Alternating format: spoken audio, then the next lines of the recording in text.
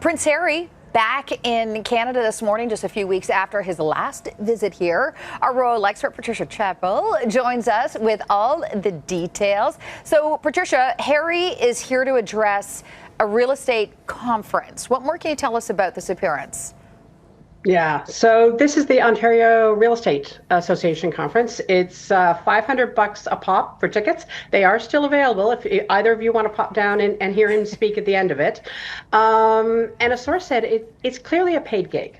Look, they won't confirm it, but a source in the industry says this sort of thing is likely 6 figures plus expenses is what Harry is getting.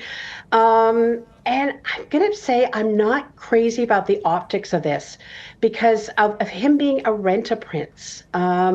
It just feels a little bit like he's taking advantage of his title because, of course, that's what they're talking about is Prince Harry, Duke of Sussex at this thing. And given the king has been taking away titles for people who've been mixing, royal titles with money, it feels a little dangerous for him.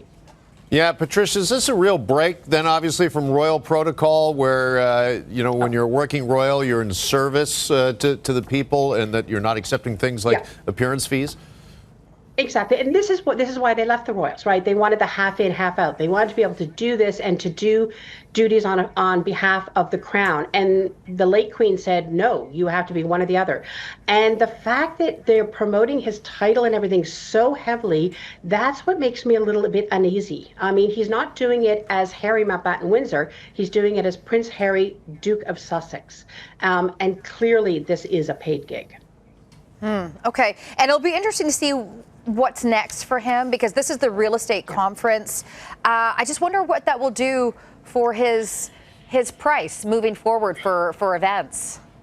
Exactly. I've got to think that this is probably, and when I was talking to the source, she said this is likely the top of the pay scale for him because it's a shrinking pool, of course. I mean, if you're going to the Ontario Real Estate Association, who is next going to be able to pay that price? It becomes a shrinking pool year after year after year.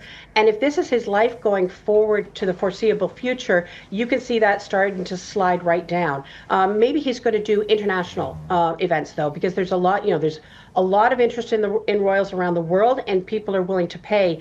But again, I think this becomes very dicey for him. All right. Meantime, while Harry is here, 2026, we understand, shaping up to be a potentially big year for royal visits to the U.S. What more can you tell us about that?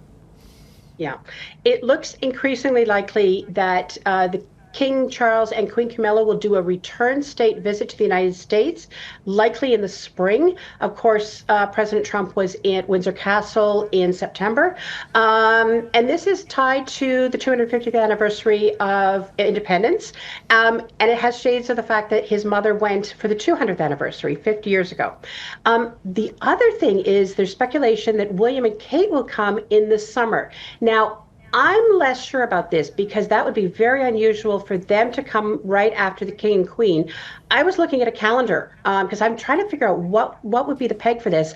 I think it's that William is coming for the World Cup. It starts, of course, across North America in June. He is the president of the English Football Association. He loves soccer, and I think he's going to come. And can I just make a pitch that there are games in Canada if he wanted to stop in Canada on his way down to the States, maybe finish it off in Mexico? I would not say no to that.